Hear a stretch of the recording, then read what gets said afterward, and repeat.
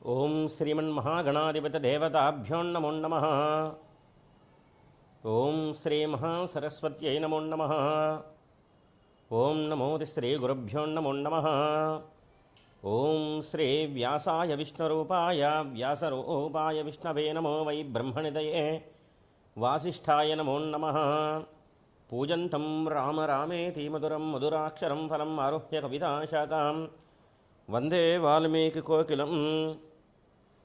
శృతిస్మృతిపురాణానం ఆలయం కరుణాలయం నమామి భగవత్పాదశంకరం లోకశంకరం.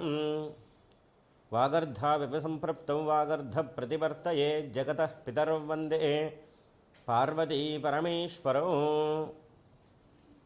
నమో శ్రీగురుభ్యో నమో నమః. శ్రీ మహాసరస్వత్యై నమో నమః. శ్రీ గురు దత్తాత్రేయాయ నమో నమః.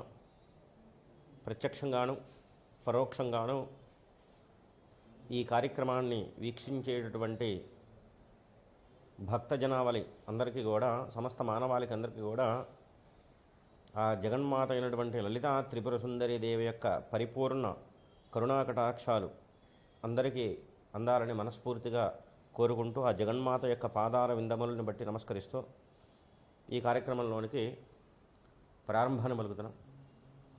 ఇవాళ రోజున అమ్మవారు మనకిచ్చేటటువంటి నామం మొన్నటి వరకు కూడా కదంబ మంజలి క్లుప్త కర్ణపూర మనోహరాయ నమో నమః. అమ్మవారు తన తలభాగము యందు, అంటే చెవులకి పైభాగంలో కడిమి పూల చెట్టుని ధరించినటువంటిది. కదంబ మంజలి క్లుప్త కర్ణపూర మనోహరాయ నమో నమః.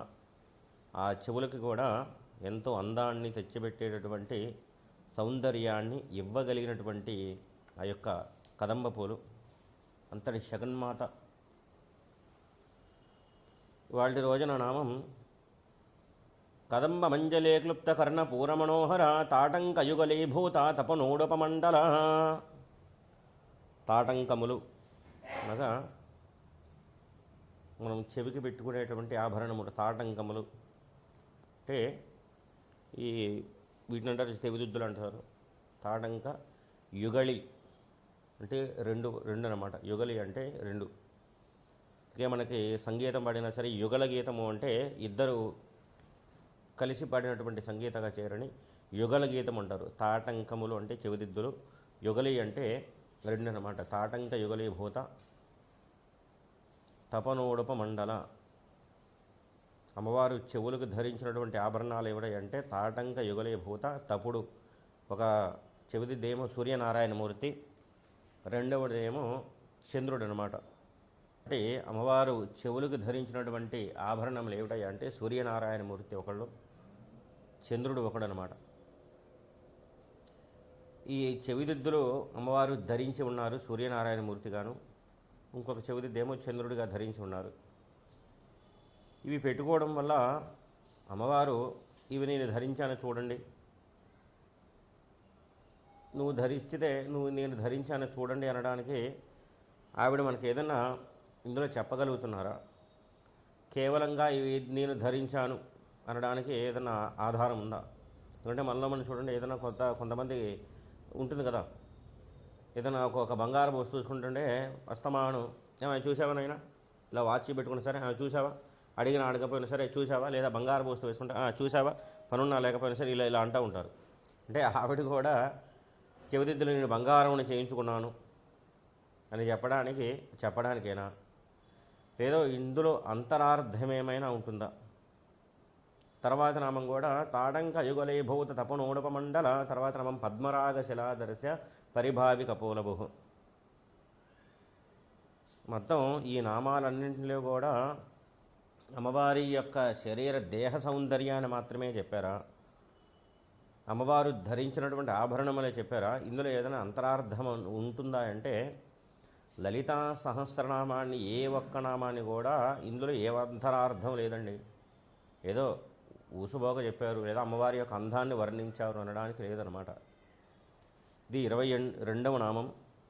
ఈ నామం కూడా 16 అక్షరాలతో ఉంటుందన్నమాట. అమ్మవారి లలితా సహస్రనామంలో 22వ నామం. ఈ నామం కూడా 16 అక్షరాలతోనే ఉంటుంది. ఈ నామాన్ని కూడా ఎక్కడ వదలకుండా పూర్తిగా పలకవలసిందనమాట. తాటంకయుగలే భూత తపనోడపమండలాయ నమో నమః. 22వ నామం. మరి ఎందుకండి అమ్మవారు తాటంగములు ధరించారు? బాగానే ఉంది. మనం మొట్టమొదటి నామం నుంచి కూడా చెప్పుకుంటున్నాం. అమ్మవారు తల మీద కిరీటాన్ని ధరించారు. ఆ కిరీటంలో పుష్పాలు ధరించారు. అమ్మవారి యొక్క నుదురు అష్టమి నాటి చంద్రబింబంలాగా ఉంటుంది. ఆ చంద్రబింబంలో ధరించినటువంటి కుంకుమ చక్కగా ఎంతో అందంగా ఉంది. తర్వాత అమ్మవారి కళ్ళు వర్ణించారు, అమ్మవారి నాసాభరణాన్ని వర్ణించారు, తర్వాత నాసికాన్ని వర్ణించారు. ఇప్పుడు చెవిదిద్దులు చెప్తున్నారన్నమాట. తాటంకయుగలే భూత తపనోడపమండల. అమ్మవారు ధరించినంత మాత్రం చేత నీకు ఏమి చెప్పగలుగుతోంది ఆవిడ? ఏమి నీకు రక్షణ ఇవ్వగలుగుతోంది? తర్వాత నామం వెంటనే చూడండి. ఎందుకంటే మనం మొదట్లో చెప్పుకున్నాం చూసారా, ఈ ఒక నామానికి చైన్ లింక్ ఎలా అయితే ఉంటుందో అలాగే ఉంటుందన్నమాట. నిన్నటి రోజున చెప్పుకున్నాం మనం అమ్మవారి యొక్క తారా కాంతి తిరస్కారి నాసాభరణ భాసురాయ నమో నమః. ఆ ముక్కుకు ధరించినటువంటి ఆభరణమే తారల యొక్క కాంతిని తిరస్కరింపబడినటువంటిది అనుకున్నాం. మన జాతకరీత్యా వచ్చేటటువంటి సమస్త రకాల గ్రహ దోషాలని, నక్షత్ర దోషాలని కూడా ఈ యొక్క నామాన్ని పట్టుకుంటే అవి తొలగిపోతాయని చెప్పి, ప్రత్యేకించి ఆరోగ్య సమస్యలు అధికంగా ఉన్నా, ఇంట్లో మనశ్శాంతి కనుక లోపించినా సరే ఈ యొక్క నామాన్ని పఠించడం ద్వారా ఆరోగ్య సమస్యలు తొలగిపోయి మనశ్శాంతి కలుగుతుందన్నమాట. ఈ యొక్క నామంలో ఉన్నటువంటి విశేషమైనటువంటి అంతరార్థం. అది తెలిసి చేసినా తెలియక చేసినా సరే ఆ ఫలితాన్ని అవి ఇచ్చి తీరుతుందన్నమాట ఆ నామం. పసిపిల్లవాడే కదండి, వాడికి ఏమి తెలుసండి పాపం. వెళ్ళి నిప్పు కనుక పట్టుకున్నాడంటే దాని తత్వం కాల్చివేయటం. అయ్యో పసిపిల్లవాడికి ఏం తెలియదు కదా అని చెప్పి నిప్పు కనుక పట్టుకున్నంత మాత్రం చేస్తే వీడికి ఏం తెలియదు కదా అని చెప్పి నిప్పు కాల్చకుండా ఉండదు. అలాగే లలితా సహస్రనామాన్ని తెలిసి పట్టుకున్నా తెలియక పట్టుకున్నా సరే అది ఇచ్చేటటువంటి ఫలితం అంతరంగానే ఉంటుందన్నమాట. అమ్మవారు కూడా సూర్యనారాయణ మూర్తిని మొన్న చూసాం. అమ్మవారు కిరీటం మీద, ఈ తల మీద ధరించినటువంటి కిరీటము, తర్వాత నామంటే పద్మరాగ శిలాదృశ్య పరిభావిక పూలభం. ఇదే లలితా సహస్రనామని చెప్తారన్నమాట. పూర్వజ అనేటటువంటి నామం. పూర్వజ అంటే ఎప్పుడో పూర్వకాలం నుంచి కూడా ఉన్నటువంటి తల్లి. మనకి దుర్గా అమ్మవారి యొక్క, కనకదుర్గా అమ్మవారి యొక్క ధ్యాన శ్లోకంలో కూడా మహానుభావుల పోతన గారు రచించినటువంటి శ్లోకం. అమ్మల గన్నయమ్మ ముగురమ్మల మూలపుటమ్మ చాలా పెద్దమ్మ సురారుడమ్మ కడుపారడి బుచ్చనియమ్మ తన్నులో నమ్మిన వేన్పుడంబున మనంబున ఉండెడి ఎంబ దుర్గమాయమ్మ కృపాధ్వనిచ్చుట కవిత్వ పటుత్వ సంపదల్ అని చెప్పుకోట్లా. అంటే అమ్మల గన్నయమ్మ మన అమ్మల కంటే కూడా ఎంతగానో ముందుగా ఉన్నటువంటి తల్లి అమ్మల గన్నయమ్మ ముగురమ్మల మూలపుటమ్మ. కాబట్టి అంత పెద్దావిడిగా ఉన్నప్పుడు, ఎందుకంటే మా అమ్మగారు నాకంటే కొద్దిగా పెద్ద వయసు, ఆవిడ నేను పసితనంలో ఉన్నప్పుడు కొంచెం యవ్వనంలో ఉండొచ్చు. నేను కొద్దిగా వయసు వచ్చిన తర్వాత ఆవిడ కొద్దిగా చర్మం అంతా ముడతల పడవచ్చు, తలుపు జుట్టు అంతా తెల్లబడచ్చు. మా అమ్మమ్మగారు, ఆవిడ అంటే పెద్ద ఆవిడ అమ్మమ్మగారు ఉన్నారు. ఆవిడ చర్మం అంతా ముడతలు పడిపోయి ఈ జుట్టు అంతా కూడా తెల్లగా అయిపోయి ఇంచుమించుగా దంతములన్నీ కూడా పట్టు సడలిపోయి, గతంలో ఏదైనా గట్టి పదార్థాలు తినగలరు, ఇప్పుడు పళ్ళతో ఏమీ నవలలేదు. ఆవిడ చూపు మందగారిపోయి ఎవరు వచ్చినా సరే గుర్తుపట్టలేకుండా ఉంటారు మన సామాన్యంగా. మరి ఎప్పటి నుంచో ఉన్నటువంటి తల్లి కదా, మరి ఆవిడ జుట్టు ఏమన్నా తెల్లబడుతుందా? ఆవిడ జుట్టు ఏమన్నా సరే ఆ చూపు ఏమన్నా మందగించిందా? ఆవిడ దృష్టి ఏమన్నా సరే కొద్దిగా మందంగా ఉండొచ్చా? చెవు కమ్మలు కూడా ఇలాగా సాగిపోయి ఉండొచ్చా? ఎందుకంటే మనకి ఎప్పటి నుంచో ధరించినవి కదా తల్లి. ఎందుకంటే చాలా బరువైనటువంటివి ఆభరణాలు అవి కూడా. మనకి భగవత్ రామానుజుల్లి గురు స్వరూపాన్ని చూస్తుంటే ఆయన చెవికి కుండలములు పెట్టుకుని ఇంత బారు సాగిపోయి ఉంటాయి అన్నమాట పెద్దలకి. మనకి బౌద్ధ బుద్ధ పరమాత్మ ఆయన చెవులు కూడా చూస్తుంటే మీరు సాగిపోయి ఉంటాయి అన్నమాట. మరి అమ్మగారు కూడా ఇంత పెద్ద ఆభరణాలు పెట్టుకుంటుంది కదా, మరి ఆవిడ జుట్టు ఏమన్నా సరే ఆవిడ యొక్క తాటంగములు ఏమన్నా సాగిపోయి ఉంటాయా? ఎందుకు సాగిపోయి ఉండవు అంటే, ఎందుకు ఆవిడ జుట్టు తెల్లబడదంటే, మనకి ఇవాళ రోజున పూర్తి అయిపోయింది. ఇవాళ నిద్రపోయాం. ఇవాళ ఉదయం లేచిన వెంటనే చక్కగా కార్యక్రమం అంతా అయిన తర్వాత మధ్యాహ్నం అయింది, సాయంత్రం అయింది, రాత్రి నిద్రపోయాం అనమాట. మన ఆయుష్లో మన పరమేశ్వరుడు మనకి ప్రసాదించినటువంటి ఆయుష్లో ఒకరోజు పూర్తి అయిపోయినట్టు అనమాట. ఒకరోజు పూర్తిగా అయిపోయినటువంటిది. మన ఆయుష్ ఎలాగా నిర్ణయింపబడుతుంది అంటే సూర్యచంద్రుల యొక్క గమనాన్ని బట్టి ఆధారపడి ఉంటుందన్నమాట. మన జీవితంలో ఒకరోజు పూర్తి అయిపోయింది. మీరు ఎంత తలకిందులుగా తపస్సు చేసినా సరే ఈరోజు మాత్రం మరలా రాదు, ఈ క్షణం మరలా రాదనమాట, వెళ్ళిపోతుందన్నమాట. మరి అమ్మవారి ఆయుష్ మన యొక్క జీవితం అంతా కూడా సూర్యచంద్రుల యొక్క గమనాన్ని బట్టి మారిపోతుంది. కానీ అమ్మవారికి ఆభరణాలే అవి. తాటంకయుగలే భూత తపనోడపమండలాయ నమో నమః. తాటంకములు ప్రత్యేకించి ఈ చెవిదిద్దులకి తాటంకములు అనేటువంటి పేరు అనమాట. తాటంకములు. ఈ తాటంకములు అనేటటువంటి పేరు నామకరణం ఎలా వచ్చిందయ్యా అంటే మనకి తాటి చెట్టుకు సంబంధించినటువంటివి అనమాట. ప్రత్యేకించి ఇవాళ రోజున చాలామంది చెప్తున్నారు కదండి, పసిపిల్లకి చెవిదిద్దులు కుట్టాలంటే ఆ చెవిదిద్దులు కుట్టిన వెంటనే బంగారపుది పెట్టేయడం ఆనవాయితీ వస్తుంది. కానీ గతంలో ఏమిటయ్యా అంటే ఈ చెవిదిద్దులు కుట్టినప్పుడు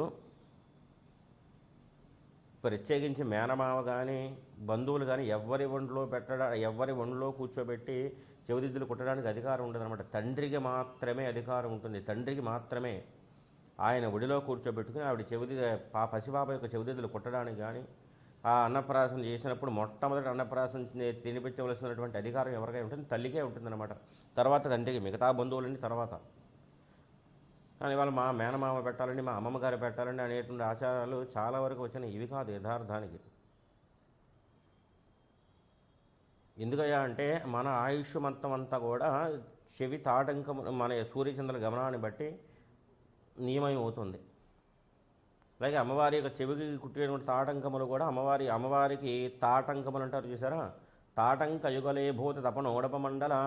మనం పసిపిల్లకి మా కుమార్తెకే చెవిదిద్దులు కుట్టవలసి వస్తే ఆ చెవిని కుట్టినప్పుడు అందులో తాటి ఆకుకు సంబంధించినటువంటి ఒక చిన్న ముక్క తీసి చెవిలో పెట్టేవారనమాట.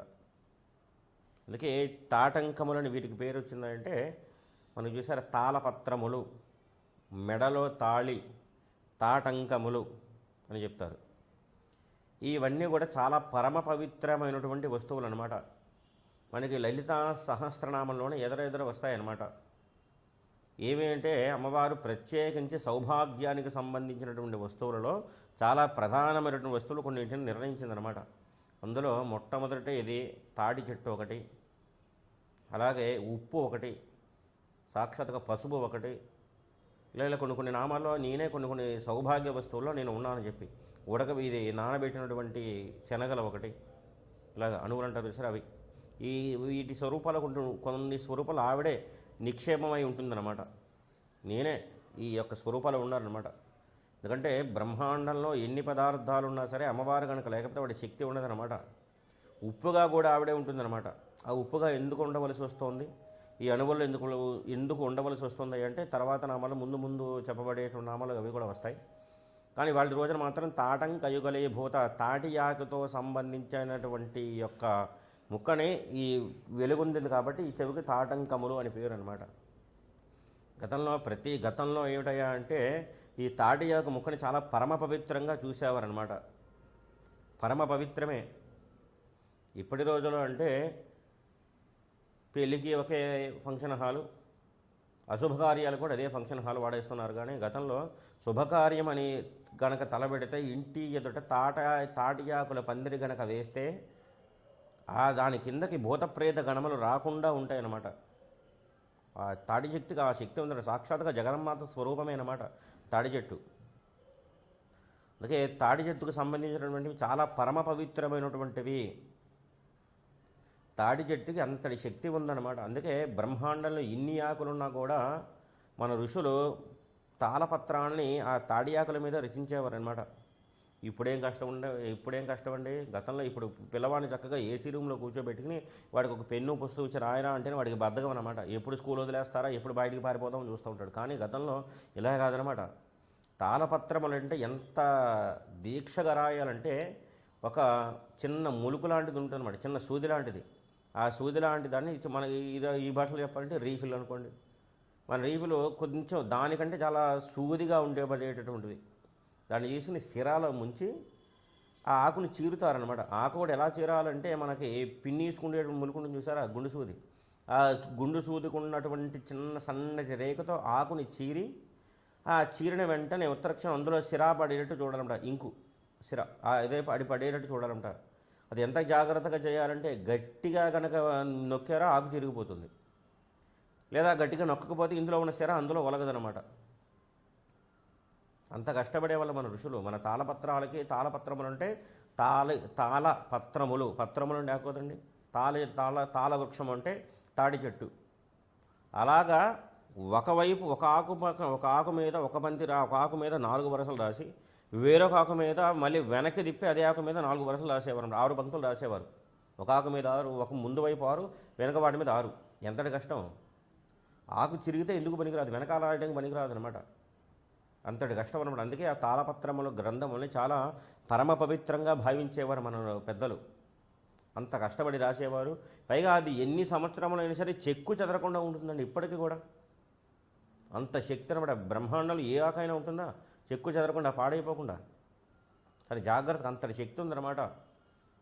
అందుకే మనకి మన భవిష్యత్తును అంతా కూడా రచించిన శ్రీమద్ పోతులూరి వీరబ్రహ్మేంద్ర స్వామి కూడా ఒక గృహలోకి వెళ్తే ఆ యొక్క తాళపత్రం భవిష్యత్తు మన యొక్క రాయడానికి తాడి చెట్టు తనంతట తాను వంగి ఈ శ్రేష్టమైన ఆకులు తీసుకో స్వామి అని చెప్పి ఆ తాడి చెట్టు ఆయనకు అందించిందనమాట.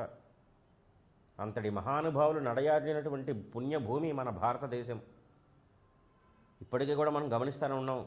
వీరబ్రహ్మేంద్ర స్వామి చెప్పినటువంటి వృత్తాంతాలు మన జీవితంలోనే మనకి తెలిసిన తర్వాత ఎన్ని జరిగినాయో, ఎన్నో జరిగినాయి సందర్భాలు ఇంకా జరుగుతూనే ఉంటాయన్నమాట.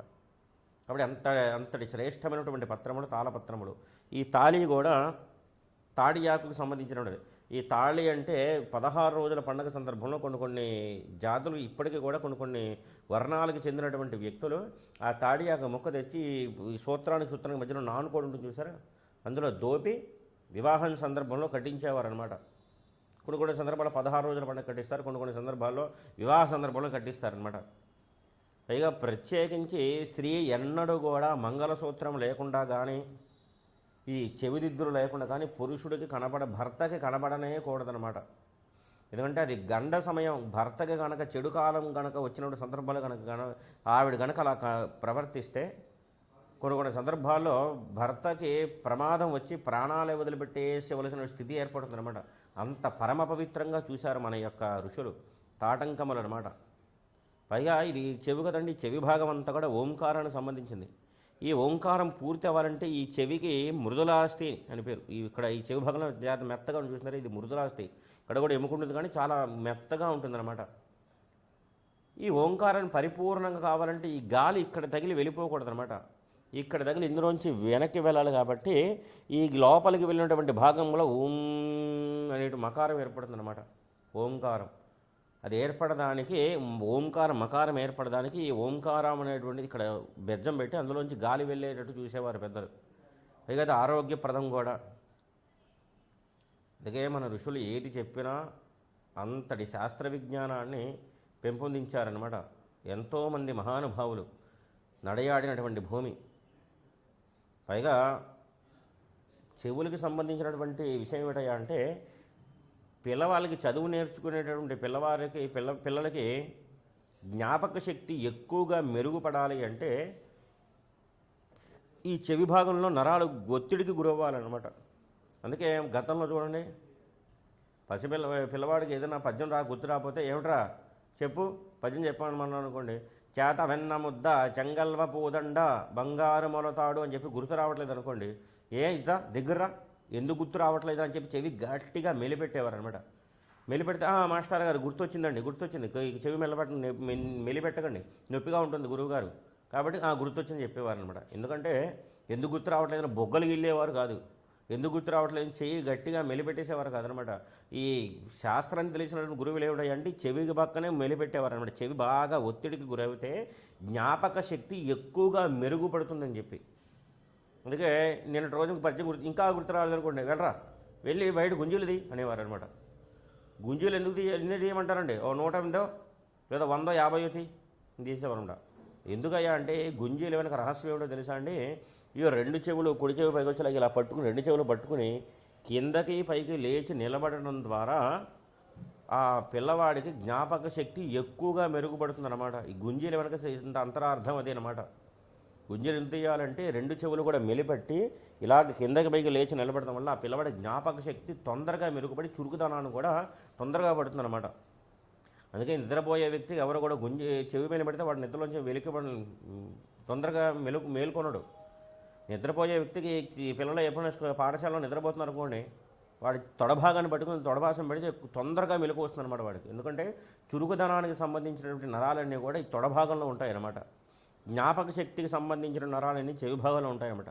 అవన్నీ గతంలో పెద్దలు చెప్పేవారు. కానీ ఈ రోజుల్లో ఏమిటాయంటే పిల్లవాడిని అసలు ఏమన్నా నోరెత్తి మాట అంటమే పాపమాయే, ఇక మొత్తం మహాదళాలు వెళ్ళిపోతారనమాట. మన పెద్దవాళ్ళందరూ అసలు తల్లిదండ్రులే ముందు వెళ్ళిపోతారు. వాళ్ళే పిల్లవాడిని చెడగొట్టడానికి సర్వకారణం అనమాట. అసలు పిల్లవాడి దెబ్బ పడకుండా ఏ భయభక్తులు లేకుండా వాడి చదివి ఎలా వస్తుందండి? అదే వాడికి చదువు అంటే కేవలంగా పుస్తక జ్ఞానమైన పుస్తకంలో ఉన్నటువంటి అక్షరాలు బట్టి పట్టడం కాదని ఆయన నీవు బయటికి వెళ్తే సమాజంలో ఎలాగా ఈ సమాజంలో వచ్చేటటువంటి సమస్యలను ఎదుర్కొనాలి, సమాజంలో ఉండేటటువంటి పరిస్థితులను ఎలా ఎదుర్కొనాలి అనేటువంటి ధైర్యాన్ని ఇలా యొక్క గుణాన్ని గురువులే ఇచ్చేవారనమాట. ఇప్పుడు రోజులు అదేం లేవన్నమాట. అసలు మొట్టమొదటిసారిగా గుంజీలు తీసినటువంటి ఘనుడెవరయ్యా అంటే గణపతి అన్నమాట, వినాయకుడు. మన శాస్త్ర ప్రకారం ఎందుకు అసలు ఈ గుంజీల సిద్ధాంతం ఎందుకు వచ్చిందయ్యా అంటే మనకి గణపతి దగ్గరే ఈ గుంజీల సిద్ధాంతం చెప్తూ ఉంటారన్నమాట. ఎందుకు వచ్చిన ఈ సంఘటన అంటే ఒకనొక సందర్భంలో కైలాస పర్వత ప్రాంతంలో పరమేశ్వరుకు గొప్ప సభ ఇచ్చారన్నమాట. ఆ సభకి సమస్తమైనటువంటి దేవతాగణాలందరూ ఏం చేశారనమాట.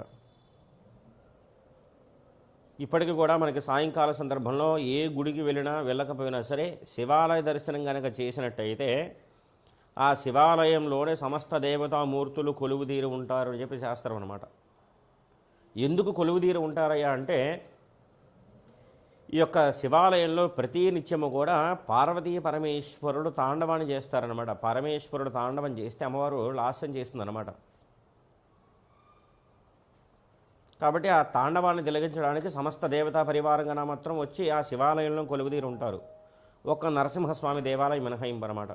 అంటే సాయంకాలం వేళ ఏ గుడికి వెళ్ళకూడదని కాదు, ఏ గుడికి వెళ్ళకపోయినా సరే శివాలయానికి వెళ్ళి కనుక దర్శనం చేసినట్టయితే సమస్త దేవతా పరివారం మొత్తం అక్కడే కొలువుదీరి ఉంటారు. ఎవరికి మనకి ఎక్కడ చెప్పాలన్నా సరే అక్కడికి వెళ్ళి మన అప్లికేషన్ ఇస్తే అది నెరవేరిపోతుందన్నమాట సాయంకాలం వేళ సందర్భంలో. అలాగే సాయంకాలం వేళ పరమేశ్వరుడు ఒక గొప్ప సభ ఇచ్చారనమాట. ఆ సభకి గణపతి చాలా ప్రముఖుడు అనమాట. పిల్లవాళ్ళు అనుకోండి, గణపతి పుట్టినరోజు వేడుకలు అనుకోండి, ఉదాహరణకు అనుకుందాం మనం. ఆ జన్మదిన మహోత్సవ వేడుకలు అందరూ వచ్చారు. పిల్లవాడి బర్త్డే ఫంక్షన్ అంటే అందరూ రాకుండా ఎందుకుంటారండి? చక్కగా అందరికన్నా ముందే ఉండేవారు మేనమామ మేనత్త. మేనమామల ముద్దు మేలైన ముద్దు అంటారు కదా, అలాగే మేనమామ మేనత్త కూడా వచ్చారు సభకి. అందులో మావయ్య నాకేం తెచ్చామని చెప్పి పిల్లవాడు ముందే వెళ్ళి అడిగాడు అనమాట. గణపతి పరిగెత్తుకుంటూ వెళ్ళి అడిగేసరికి నేను చాలా పదార్థాలు తెచ్చాను నాన్న, తినే పదార్థాలు నేను తెచ్చి నేను చాలా వస్తువులన్నీ కూడా గణపతికి సృష్టించి ఇచ్చారనమాట. ఇవి ఎప్పుడు నేను తినేవే, ఇవి తిని బోరు కూడా వేసింది మావయ్య, కొత్తగా ఏమి తేలేదా నా ముందు అన్నారనమాట. సరే వీడికి ఏం నచ్చట్లేదని చెప్పి చాలా రకాల పదార్థాలు సృష్టించి ఇచ్చారు మహానుభావుడు శ్రీమన్నారాయణుడు. ఇవన్నీ ఎక్కడ చూసినా పెట్టేవే, నువ్వు నా కోసం ఆడుకునే వస్తువులు ఏమి తేవలేదంటే ఒక్కొక్క సందర్భంలో తినే వస్తువుల మీద వ్యామోహం ఉంటుంది, కడుపు నిండిపోతే ఆడుకునే ఆట వస్తువుల మీద వ్యామోహం ఉంటుంది అనమాట. ఆడుకునే వస్తువులన్నీ చాలా సృష్టించి ఇచ్చారు శ్రీమన్నారాయణమూర్తి. అందులో కూడా ఏమి నచ్చట్లేదనమాట. ఏమిట్రా వీడు ఏమి నచ్చట్లేకపోతుంది, పైగా మొహం మీద అడిగాడు ఏమి తెచ్చామని. వీడెళ్ళి మళ్ళీ మా చెల్లికి చెప్తాడేమో, మామయ్య వచ్చాడు కానీ చేతులు ఊపుకుంటూ వచ్చాడు నాకేం తేలేదని చెప్తాడేమో.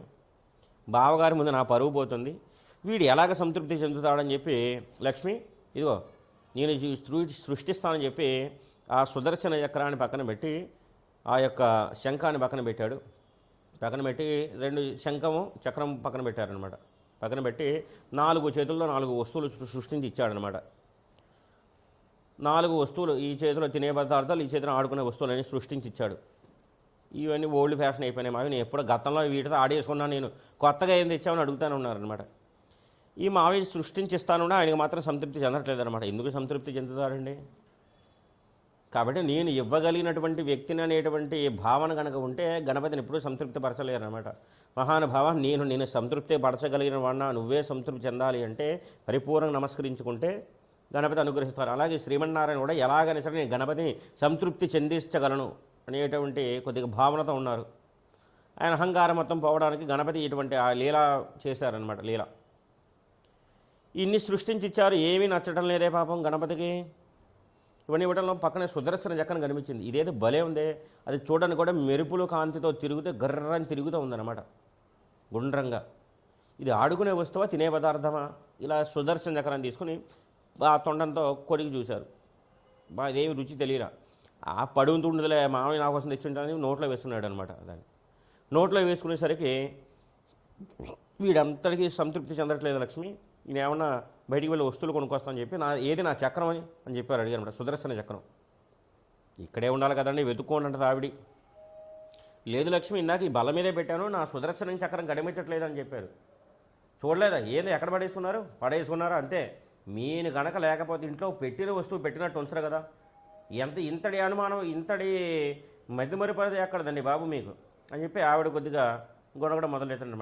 అప్పుడు ఈవిడ ఎందుకు వచ్చిన వాళ్ళ, పైగా ఎంతమంది పెద్దల ముందు మావిడ నన్ను గబుకుని ఒక మాట ఉందండి, నా పరివేం గాను అందరినీ నిదానంగా అడుగుతాను అనుకున్నాను అనమాట. సుదర్శన చక్రం పోగొట్టుకున్నారా?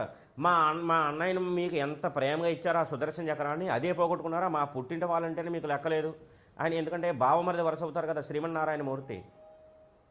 ఆ శ్రీమన్నారాయణతో భావమరిది వరుస అవుతారు కాబట్టి మా అన్నయ్య ఇచ్చిన సుదర్శన చక్రాన్ని పోగొట్టుకున్నారని చెప్పి ఆవిడ ఎక్కడ ఉంటుందేమో అని చెప్పి ఈయన కొంచెం భయంగానే అందరినీ అడుగుతున్నారనమాట. ఎందుకంటే అది సామాన్యమైనది కాదు. అది పోతే ఇంకొకటి సృష్టించుకోవచ్చు శ్రీమన్నారాయణ మూర్తి. అది అలా వచ్చింది కాదు. ఎందుకంటే శ్రీమన్నారాయణ స్వామి ఒకసారి పరమేశ్వరుడి గురించి గొప్ప పుష్పార్చన చేస్తున్నారన్నమాట. ఆయన సహస్ర కమలాలతో పూజ చేస్తున్నారు. సహస్ర కమలార్చన శివలింగానికి. ఓం శివాయ నమః సహస్రనామం చెప్తున్నారు అనుకోండి, 1000 కమలాలు పెట్టి పూజ చేస్తున్నారు. సరే 1000 కమలాలు పెట్టి పూజ చేస్తూ ఉండగా అందులో ఈయన భక్తిని పరీక్షించి అందులో ఒక పుష్పాన్ని మాయం చేశారనమాట. మరి ఎందుకంటే విష్ణుమూర్తి శివుని పూజించడం ఎందుకు అనుకోవచ్చు అనమాట. ఎప్పుడు కూడా శివుడు విష్ణువు వేరు కదయ్య, వాళ్ళిద్దరూ ఒకటే. ఎప్పుడు కూడా పరమేశ్వరుడు శ్రీమన్నారాయణ స్వామిని జపం చేస్తూ ఉంటారు. ఆయన ఎప్పుడైనా మీరు గమనించి ఉంటారో పరమేశ్వరుడు కూడా తపస్సు చేసే మూర్తులు ఉంటాయి. ఇలా తపస్సు చేసి మఠం వేసుకుని తపస్సు చేస్తూ ఉంటారు. ఆయనే పరబ్రహ్మం అయితే, ఆయనే పరాశక్తి అయితే, ఆయనే పరమేశ్వరుడు అయితే ఇంకా ఆయన ఎవరిని తపస్సు చేయాలి, ఎవరిని పూజించాలి, ఎవరిని ధ్యానించాలంటే ప్రతి నిత్యము కూడా పరమేశ్వరుడు శ్రీరామనామం జపిస్తూ ఉంటారనమాట. శ్రీరామ శ్రీరామ శ్రీరామ శ్రీరామ శ్రీరామ శ్రీరామ అని అంటానే ఉంటారనమాట. మరి విష్ణుమూర్తి కూడా మీరు గమనించి వచ్చినట్టయితే మీకు బాగా గుర్తుపట్టేటట్టు ఉండాలంటే మీకు తమిళనాడు మహాప్రసిద్ధమైనటువంటి క్షేత్రం యొక్క బంగారం తిరువనంతపురంలో స్వామివారు ఉంటారు చూసారా, అనంత పద్మనాభ స్వామి. ఆయన ఇలా పవలించున్నా కూడా చేతుల కింద పుష్పాలతో శివలింగాన్ని అర్చిస్తున్నట్టుగా ఉంటుందన్నమాట. ఆ శివలింగం మీద పుష్పాలు పడుతున్నట్టు.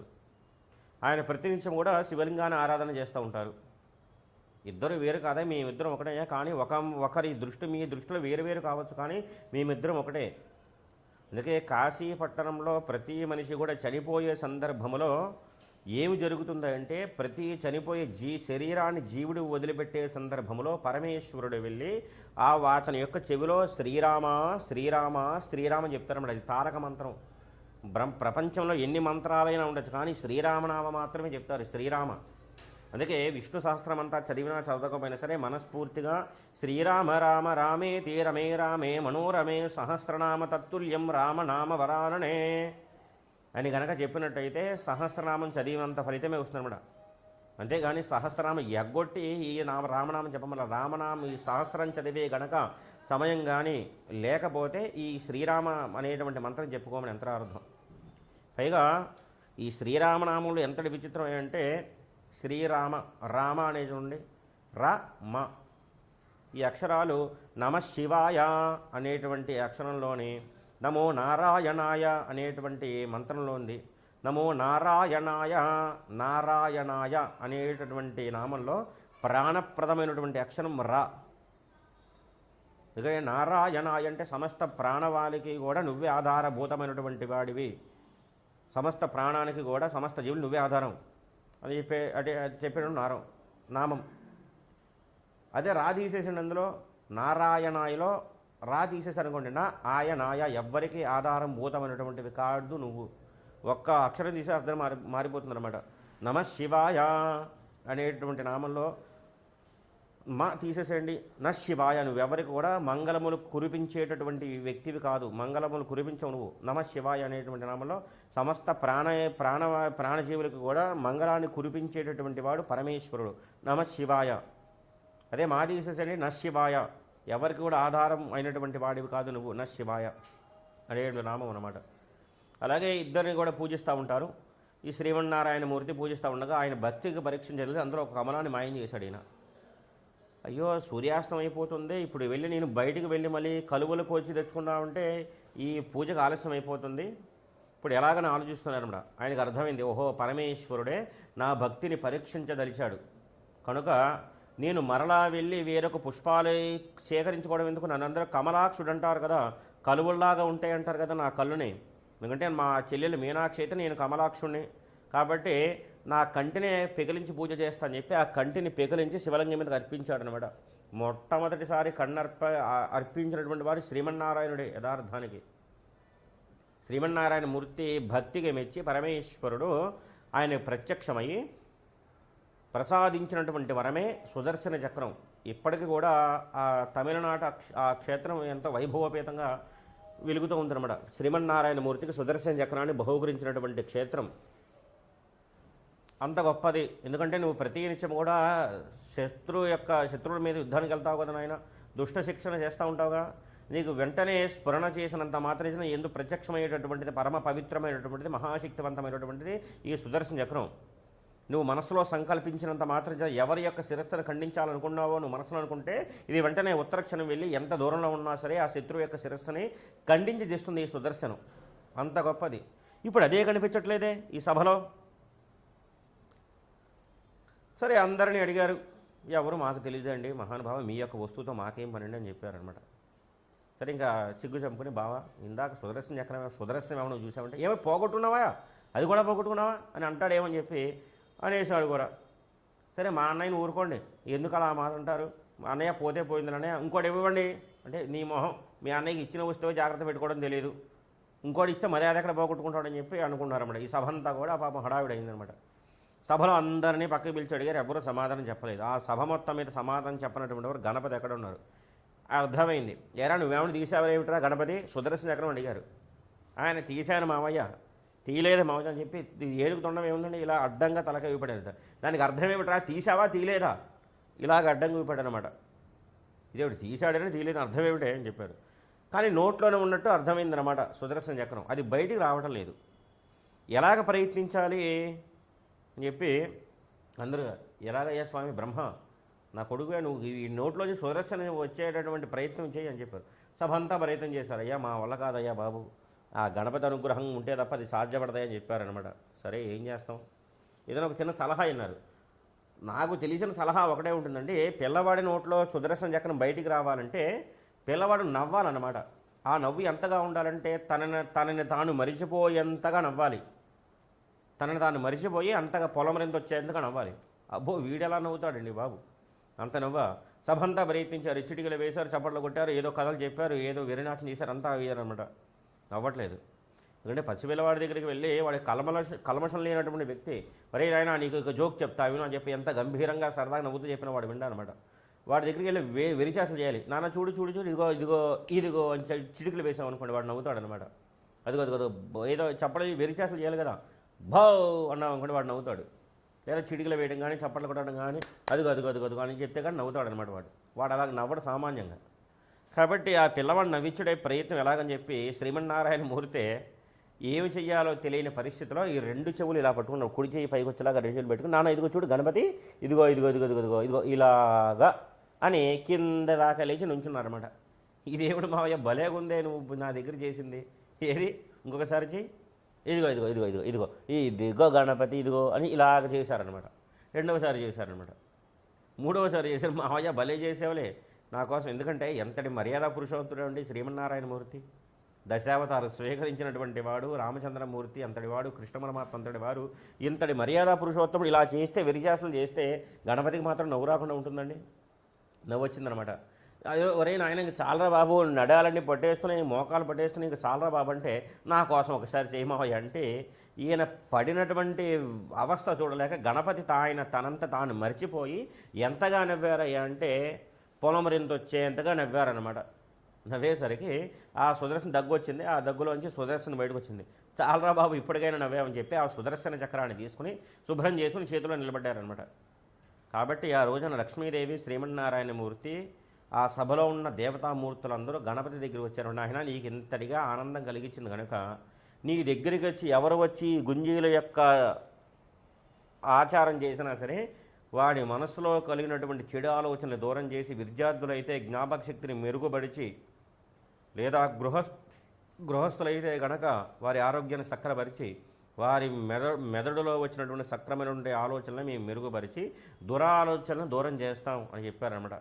ఐశ్వర్యప్రదకారమైనటువంటి గణపతి నీకు నమస్కారం చెప్పి ఆ రోజున చెప్పారనమాట. ఇదంతా ఎందుకు వచ్చిందయ్యా అంటే చెవులకు సంబంధించి వచ్చాం. మళ్ళీ కథలోకి వచ్చేసింది. మళ్ళీ తాటం కయుగలేభూత తపనోడపమండల, అమ్మవారు చెవుకు ధరించినటువంటి ఒక ఆభరణం. చెవుకి దగ్గరే ఎన్నో రకాలైనటువంటి సంబంధాలు ఉంటాయన్నమాట. అందుకే ప్రత్యేకించి లలితా సహస్రనామాన్ని కొన్ని నిగూఢమైనటువంటి మంత్రాలు చెప్పాలంటే బాహ్యంలో చెప్పారనమాట. హయగ్రీవుల వారు కూడా అగస్త్య మహాముని చాలా రహస్యంగా చెప్పారనమాట ఈ యొక్క మంత్రాన్ని. మనకి ఉపనయనం చేసుకునేటువంటి సంస్కారంలో కూడా వేదమంత గాయత్రి మంత్రం చెప్పేటప్పుడు గురువులు ఎంత గొప్పగా చెప్తారంటే, గురువుపదేశం ఒక కొత్త వస్త్రాన్ని తెప్పించి ఆ శిష్యుడు, ఆ ఉపనయనం చేసుకునే వ్యక్తి, తండ్రి గారు, ఈ గురువు గారే ఉంటారనమాట. గతంలో తండ్రి చెప్పేవారు, ఇప్పుడు తండ్రికి కూడా రాదు కాబట్టి గురువే చెప్పాలి తండ్రికి కూడా. కాబట్టి ఆ తండ్రి గురువు యొక్క ఇద్దరి మీద కూడా ఒక వస్త్రాన్ని పరిచేసి వాడి చెవి ఎవరికి వినపడకుండా వెంటనే మంగళ వాయిద్యాలు వాయించమంటారు. మంగళ వాయిద్యాలు వాయించేటప్పుడు చాలా రహస్యంగా చెవిలో చెప్తారనమాట ఓం ఆ యొక్క గాయత్రి మంత్రాన్ని. చెప్పినప్పుడు బ్రహ్మోపదేశం అయిందంటారు అతనికి. కాబట్టి చెవులు కూడా జ్ఞానబోధకి ప్రతీకలు అనమాట. జ్ఞానానికి ప్రతిరూపమే ఓంకారము. తాటంక యుగలేభూత తపనోడపమండల. కాబట్టి అమ్మవారి చెవులు ధరించింది, అమ్మవారి చెవులకు పెట్టుకునేటువంటి ఆభరణాలు సామాన్యమైనటువంటివి కావయ్యా. అవి ఏవై అంటే ఒకటి సూర్యనారాయణమూర్తి, రెండవది చంద్రుడు అనమాట. అంతటి పరాశక్తి కలిగినటువంటి నామములు ఈ యొక్క నామములు. సూర్యనారాయణమూర్తి అని ఎందుకంటే అమ్మవారి సూర్యుడిలో ఉండేటువంటి ప్రత్యేకత చూడండి. ఆయన అతిథి కశ్యపులకి ప్రథమ కుమారుడు అనమాట. అతిథి కశ్యపుడు. ఈ అతిథి కశ్యపులు ఇరువురు కూడా ఒకనొక సందర్భంలో సంతానాపేక్ష కొరకు ఒక పర్వతం మీదకు వెళ్ళి తపస్సు చేశారనమాట. తపస్సు చేస్తూ ఉండగా ఆవిడ ఇంచుమించుగా 1000 సంవత్సరముల పాటే గొప్ప తపస్సు చేసింది. తపస్సు చేస్తూ ఉండగా ఒక సందర్భంలో 1000 సంవత్సరాలు పూర్తయిన లేదా ఈయన తపస్సు చేశారు, ఆయన తపస్సు చేశారు సంతానాపేక్ష కొరకు. ఒక రోజున అసలు ఇంతకాలం అయిపోయింది, నా భార్య ఆరోగ్యం ఎలా ఉందో చూద్దామని చెప్పి కశ్యప మహర్షి వచ్చారనమాట. వచ్చి చూసేసరికి ఆవిడ ఈ 1000 సంవత్సరములో కూడా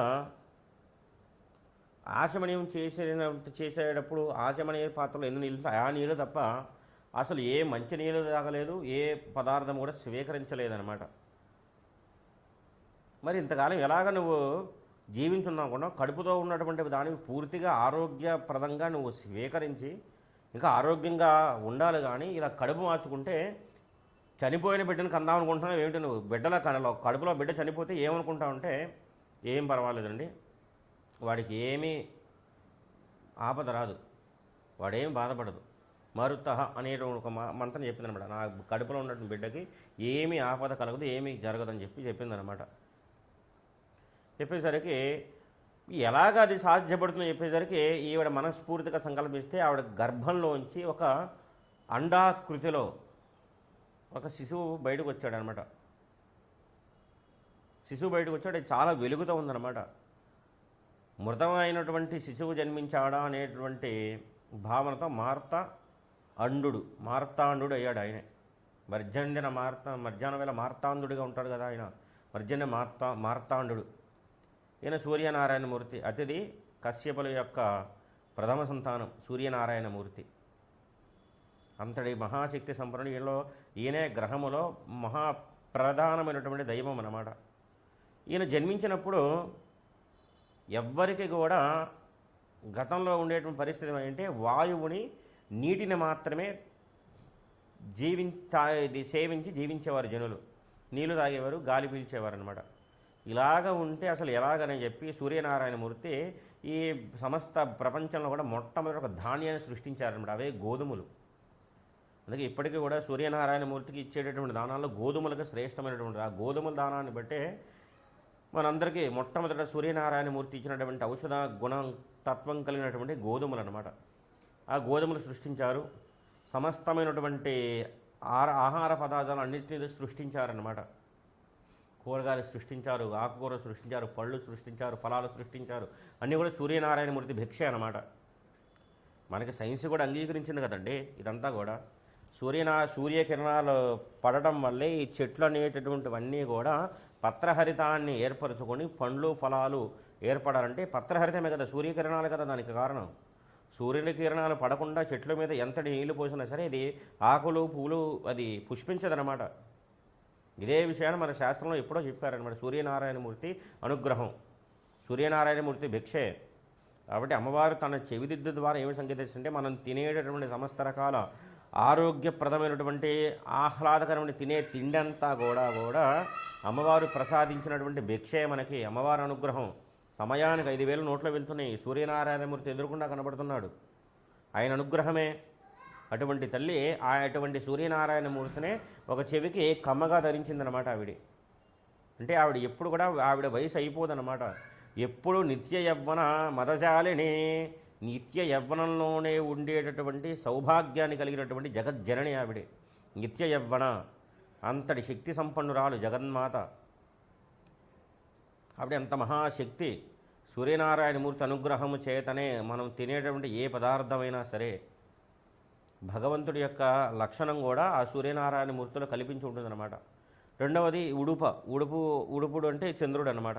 అందుకే ఉడిపి క్షేత్రానికి ఆ పేరు ఎలా వచ్చిందయ్యా అంటే కొంతకాలంగా ఆ చంద్రుడు ఆ యొక్క క్షేత్రంలో తపస్సు చేశాడు కనుక ఆ క్షేత్రానికి ఉడిపి అనేటువంటి క్షేత్రం వచ్చిందనమాట. ఇప్పుడు కూడా ఉడిపి హోటల్స్ అంటారు చూసారా, ఉడిపి అంటే చంద్రుడు అనమాట.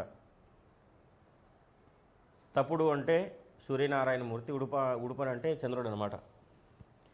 ఆ చంద్రుడు, ఈ చంద్రుడు ఎలా జన్మించారా అంటే ఒకసారి అత్రి అగస్య మహర్షి ఇద్దరు భార్యాభర్తలు. అనసూయమ్మ, అత్రి మహర్షి అనసూయమ్మ ఇద్దరు కూడా భార్యాభర్తలు.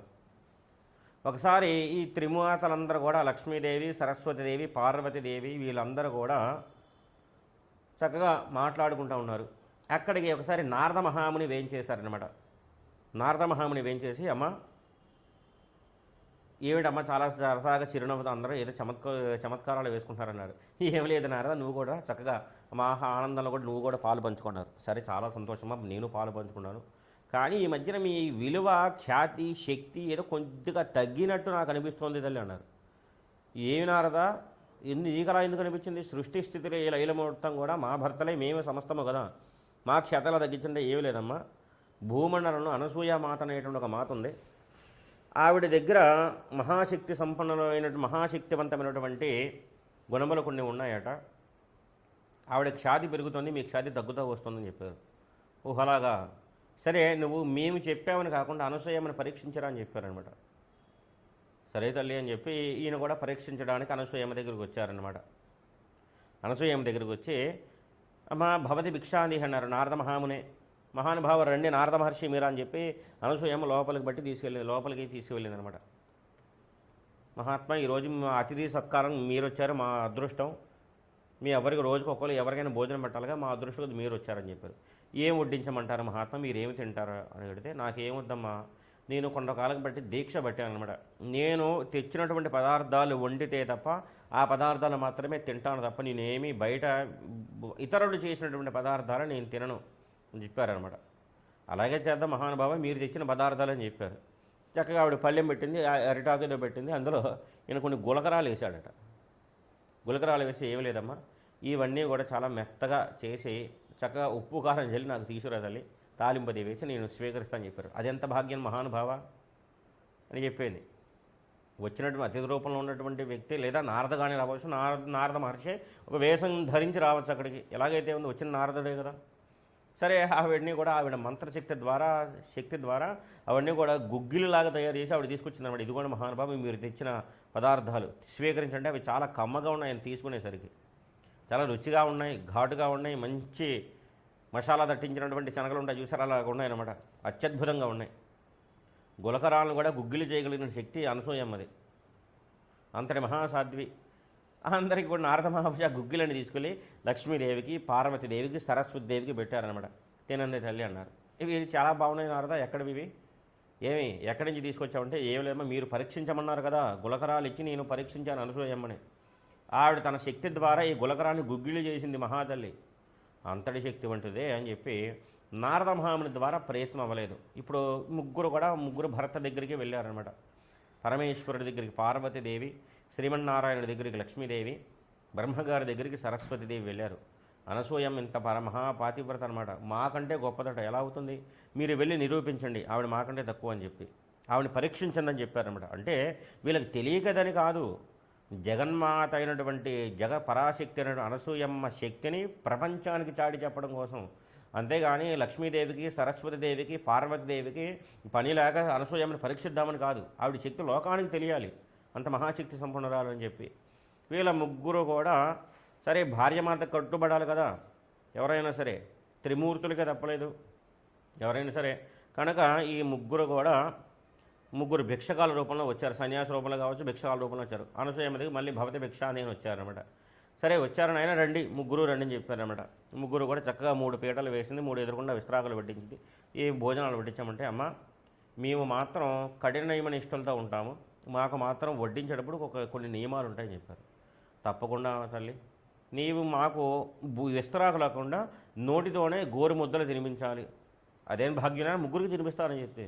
కానీ ఒక్క నియమం ఏమిటంటే, మాకు వడ్డించేటప్పుడు నువ్వు ఒంటి మీద నూలు వస్త్రం లేకుండా దిగంబరురాలై వడ్డించాలి అని చెప్పారనమాట. ఆవిడకు ఒక్క క్షణం కూడా ఎందుకు ఇలా అడుగుతున్నారని చెప్పి ఆలోచించలేదు. ఆవిడకి అర్థమైంది వచ్చినటువంటి వారు బ్రహ్మ విష్ణు మహేశ్వరుడు. సరే తప్పకుండా చేద్దామని చెప్పి ఆవిడ పూజా మందిరంలోకి వెళ్ళి ఆ మంత్రజలం తీసి ముగ్గురు మీద చల్లిందనమాట.